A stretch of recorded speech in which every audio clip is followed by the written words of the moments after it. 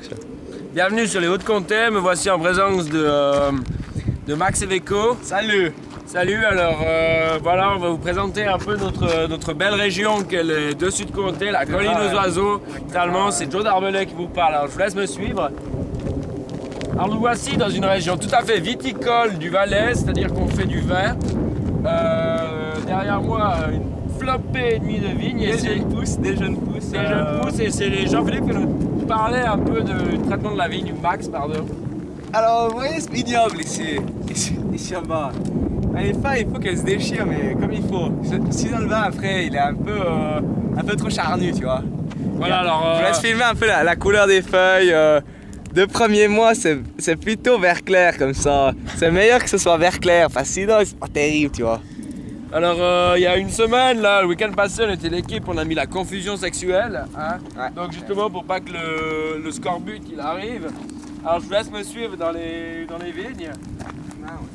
Et, la taille qui s'est faite en hiver, on voit justement qu'il y a les jeunes pousses qui, justement, reprennent le dessus sur le cep un peu plus ancien. Là, on a des ceps de 3-4 ans d'âge. On va faire un sacré vin cette année, c'est vraiment un temps idéal parce qu'il a commencé à faire beau direct. Et les cèpes qui ont une vue imprenable sur la vallée du Rhône, ça fait mûrir le vin. Ça fait une saveur particulière. Voilà, je ça peux fait dire. une saveur particulière. Alors, Exactement. on peut aussi étudier la qualité du rocher. Donc on voit qu'on est sur un sol granitaire, hein, un peu friable, que la vigne aime bien, sec, sans toutefois être trop malmené. Tu vois le caillou là, le caillou il est un peu friable, il se casse un peu, tu vois. Tu vois comme ça c'est. Bon, alors je vous laisse venir, là on arrive sur les ruines. Donc c'est un peu ce qui fait notre fierté ici à Comté. C'est les ruines d'un ancien temple gallo-romain. Hein. Donc on l'a su conserver en mettant des vignes justement parce que les Romains aimaient bien le vin. Et donc il repose un peu dans son univers naturel. Donc ici on était littéralement dans le centre du château gallo-romain. Alors on voit des fortifications qui sont tout à fait incroyables. Bon, les conduites ici c'était pas romain par contre. Hein. Non, Ça les c'est pas romain ça. Ça c'est pas romain, des fois il lâche un peu mais c'est pas romain. C'est Charles Ludry qui nous a foutu les canalisations pour arroser, mais ça c'était il y a une vingtaine d'années. Ouais. Alors on voit ici c'est les restes du mur, hein. C'était quand même assez conséquent. La taille des fortifications et ils mettaient un peu des fagots de bois comme ça pour tenir. Voilà. Donc ça c'est vraiment une fierté qu'on a par ici chez nous.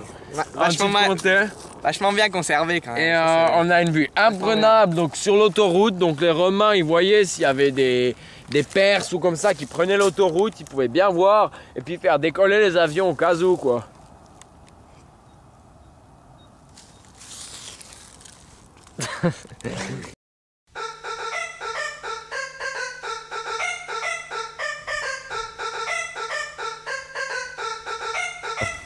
Yo, ici Joe Darbelay, pays de la vigne et du vin. Yeah, on est femme bourrée, on est là dans la place. Yeah, on fait fin cac, on est fin cac. Quand je vois, je prends la petite Arvine, quand je prends le Goron, moi je prends du fendant et je prends de la bière. On est toujours bourré, jamais sort. Voilà, ici c'est le pays du soleil. On boit comme des trous pour pas se dessécher. Voilà. Alors après, faut pas s'étonner si on est trop bourré. On est fin cac. Yo.